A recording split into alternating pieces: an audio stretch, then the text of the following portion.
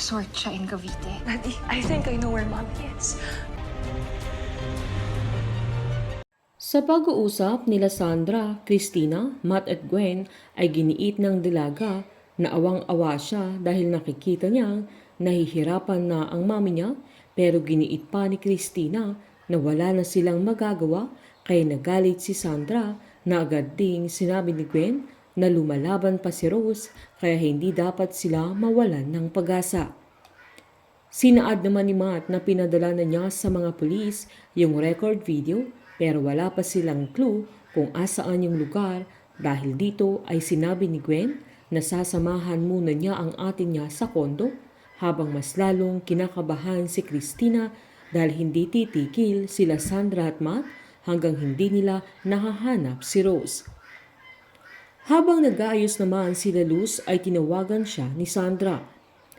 Nalulungkot naman sila Barry, Jerry at Arthur dahil may nag-comment sa resto na hindi na ganun kasarap ang luto nila dahil wala si Rose na chef nila.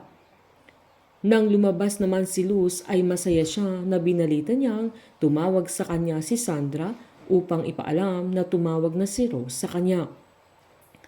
Habang pinuntahan naman nila Matt si Vanjie na sumasama si Christina para mabantayan niya ang lahat ng kilos at lahat ng gagawin ni Matt.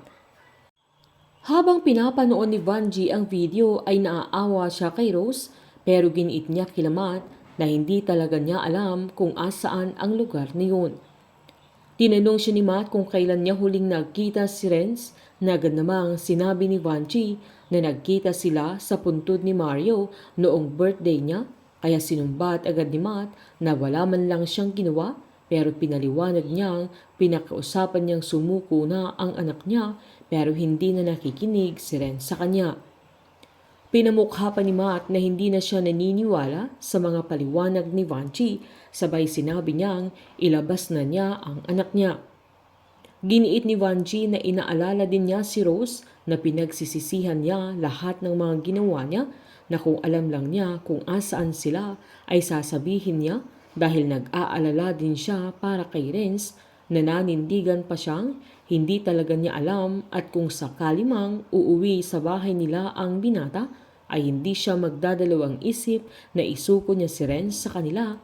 Sabay nakiusap pa siyang kung matutuntun nila ang hideout nila ay sana'y wag nilang sasaktan ang binata.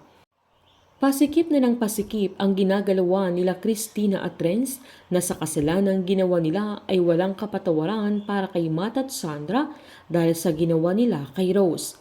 Habang mahahalata na ni Matt ang mga galaw ni Christina dahil palihim itong kumikilos at umaalis siya na kahit walang appointment at wala silang opisina. Painit ng painit ang mga tagpo, sabay-sabay po nating subaybayan ang advance episode at ang huling 3 gabi ng Unbreak My Heart dito po sa aking channel. Patuloy lamang pong manood at mag-subscribe para ma-update po kayo sa mga susunod na episode. Marami pong salamat!